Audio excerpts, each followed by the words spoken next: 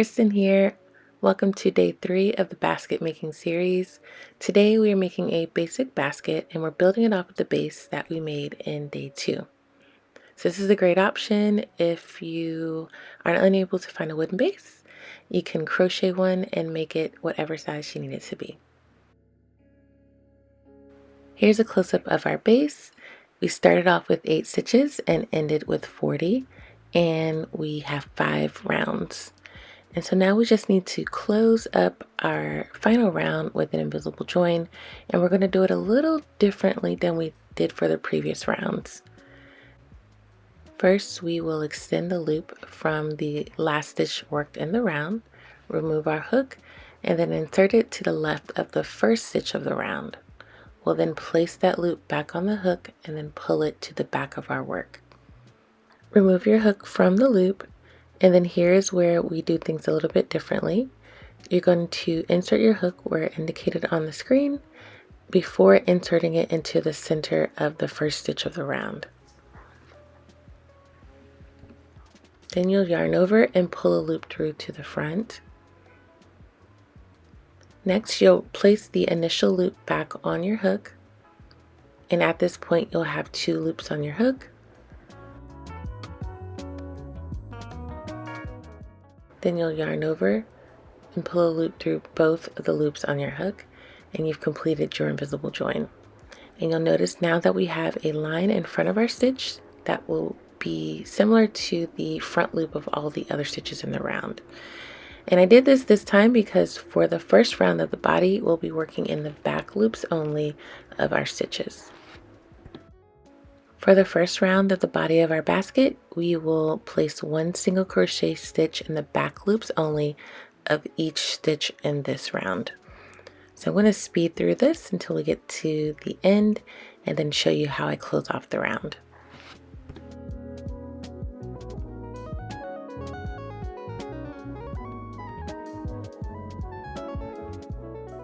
So I've come to the end of the round, and you'll notice that so far my basket is flat, and that's just fine.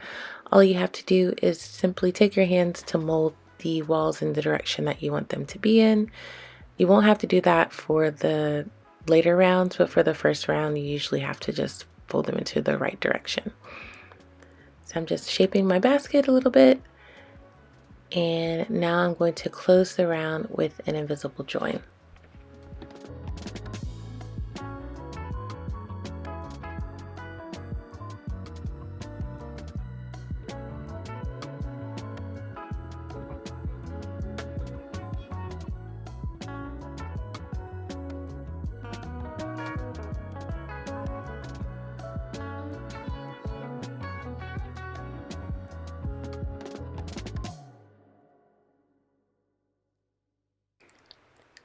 So remember that the stitch created from your invisible join is the first stitch of the next round. So we have our first stitch of round 2. And for round 2, we're going to make a waistcoat stitch into each stitch in the round. And you'll do that by inserting your hook between the left and right post of the stitch from the previous round.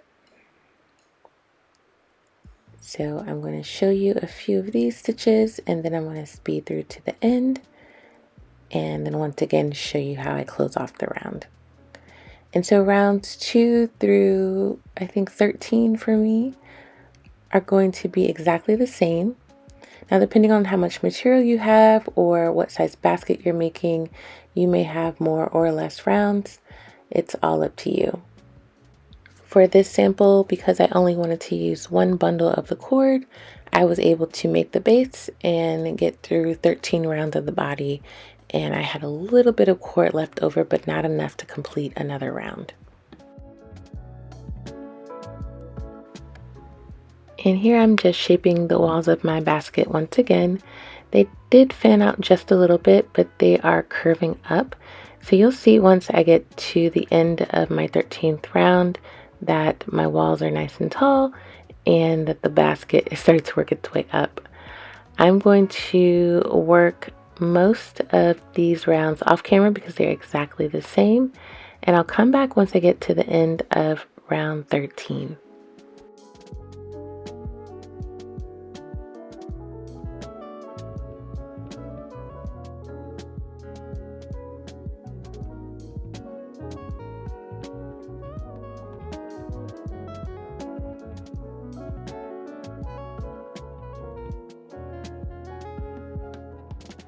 I've made it to the final stitch of the round, and here's how much cord I have left. And I'm going to quickly show you just what my basket's looking like so far. The walls did curve up for me, and I was able to use almost all of the 100 meters of cord to make this basket. And I'll put the measurements of the basket on the screen for those of you who are curious. So to finish off our basket, we're going to do an invisible closure. So you'll pull that end tail all the way through the top of your final stitch. And then you're going to insert your hook to the left of the first stitch of the round and pull that end tail to the back. And I'm adjusting it here just to make sure that the stitches are nice and close. And I'm going to insert my hook where indicated on the screen here and pull the end tail through that stitch from the top to the back. And once again, I'm adjusting it so that the closure that I just made looks uniform to the other stitches. And now to secure it, I'm going to tie a knot. And so once you've secured your cord with a knot, then you will weave your ends and trim the excess cord. I won't be trimming the cord here. I'm just going to demonstrate how I weave the ends. I do plan to use this material for another video that I'm sharing with you all later this week, so I won't be trimming the cord. But with that, this video is complete. Tomorrow I'm going to share with you how we can take this basic basket, and just by playing around with color we can make some designs or elevate it, but it's still that same basic construction. So tomorrow's basket will be showing you how to change colors and how to create designs with changing your colors. The video the following day will play around with shaping, which will be really fun. So with that one, we're going to incorporate increases and decreases to play around with the shape of our basket. And so I'm excited because now the videos that are coming for the rest of the week will actually be projects that you can use to practice what you've learned so far.